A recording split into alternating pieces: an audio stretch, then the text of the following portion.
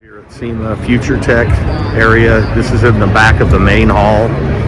They have two of these in here. One of these is right here in front of us.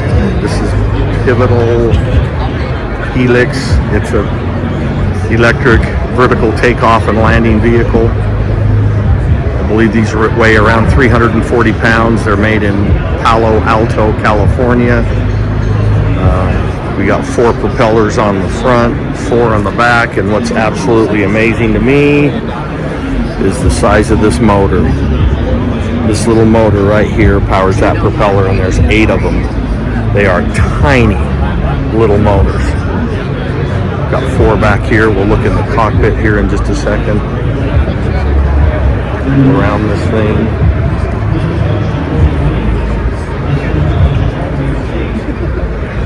Anyway, something I've never seen anything that flew in the SEMA show. I'm glad these guys are here. Again, you got props back here. Apparently these have no batteries in them, but I'd love to hear this thing take off.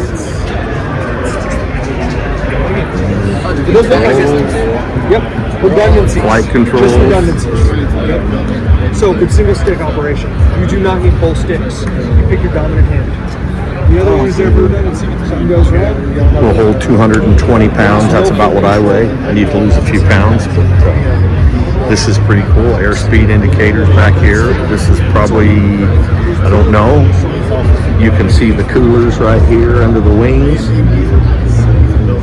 I guess those are for the control boxes.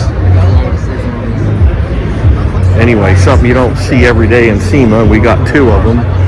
This is what they do. It's probably the coolest thing in here.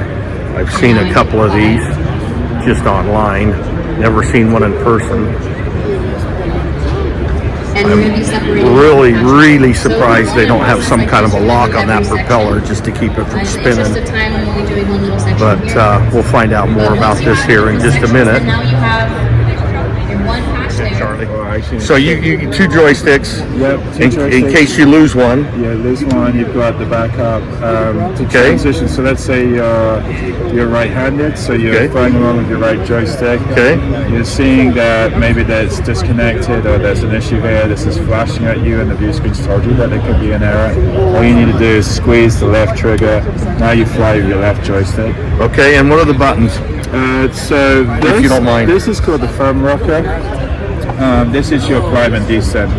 So how I like to simplify it is slide up. So if you slide, you can do it. If you slide up and then So you slide up like this. Yep, you're climbing. You're climbing. Yep, and then pulling it back towards you, you're descending. Okay, back here's defending. Yes. Okay, what are these? Is this a fire button? So these are actually... I'm kidding, Charlie. These are only actually ever used when you need to force shut down the motors. So let's say, for example, you had an AGL failure. Okay. And AGL is... So your above ground radars. Right here. You've got 4 of them. Let's say that you're in the middle of auto learns. Okay. And there was an error, and so now you had to manually take over. That's what those would do. So you would shut down the motors when you touch down, because otherwise the aircraft doesn't detect that you've touched down. Okay, gotcha. So you want to shut down the motors so you don't go sliding off. Okay, so, and this is just a simulated flight of what you're... This is a simulated flight. You can see right now we're in cruise mode. Cruise mode. We're only doing about 31 knots indicated. Sorry, that's ground. So we're doing. And your speed is 60-ish? 60 with 55 knots indicated 63 miles per hour. 63 miles an hour ground speed. But yes, so that's what I was waiting for. So we had slowed. So we had pulled all the way back on the joystick. It came up and it said transition was available. Okay. So we want to now transition to hover because we're getting ready to land. So to transition from cruise to hover, joysticks all the way back, we squeeze the trigger, push forward with the joystick to minimize the bob between cruise to hover, and now we're in hover mode. Okay. In hover mode, we actually have to be a lot more on the joystick, because if I let go of the joystick when I'm in hover, right? Like let's say I let the joystick go neutral, the aircraft will actually go into an 85-degree pitch up, and it will actually latch on to its position. So right now you see, like, actually it's kind of not moving, we're getting ready to land. But these are GPS. These are GPS Right. antennas. And the airspeed. These are These airspeed. pedostatic tubes. But these GPS These are what again? Pedostatic tubes. So they're measuring the air coming in. And Okay. That's what's giving you your airspeed. But Got the it. GPS antennas are what's pivotal for when you're in hover, because that's what's latching onto the GPS coordinates, keeping you fixed in a position. Right. So you can descend and land. Gotcha. So let me ask you, and you do say there is a parachute in front. Yeah. That's the Okay, best. so where is your, over here, Charlie? Yep. Where's your control for these?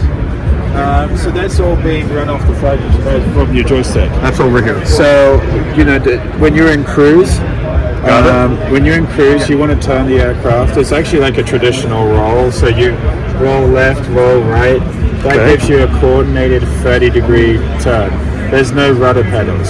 There's no slip skid indicator, Got things it. that you might see on a traditional aircraft. Fly-by-wire controls keeps you coordinated. You can't steal this aircraft. You can't spin this aircraft. So, like I said, You said you can't steal it? Stall the Stall it. aircraft. So you can't Stall. there's no stall Got it. speed. Okay. You can't spin it. So in cruise, turn the aircraft by just traditional roll. But Got in it. hover, the big difference to turn it is you twist the Oh, joystick. you got it. They twist. And that gives you your yawing turn. So to learn how to fly this, you come to California, you get some training. Yes. You don't just jump in this, off we go, we're going to find out. You start a couple of days in the simulator. The Okay. first stage of your simulator training is learning all those introductory flight controls, getting comfortable with the approaches. We have two types of approaches. We have a straight-in approach and a 90-degree approach. Once you've got kind of through that first stage, you now do the emergency training. So the whole second stage of the sims is going through various failures. So we fail the GPS, we fail joysticks, we fail What about power? we fail motors. So we do an engine failure, we do a detected and an undetected. If the computer detects a motor failure, it will actually shut down the opposite one, so you fly with Straight. 6 and so Got you're it. straight and level. So it'll fly with 6. It will fly with 6, but if you have 2 detected motor failures, then it's going to ask you to pull the parachute. Fill the parachute. Parachute's up here. And then we do. That's the parachute. We do a scenario with an undetected motor failure. So undetected motor failure. I like to fail the ones at the back because that Okay. requires you to really look and see which ones have failed. If that's failed, the opposite one's not going to fail because the computer hasn't detected it because it's undetected.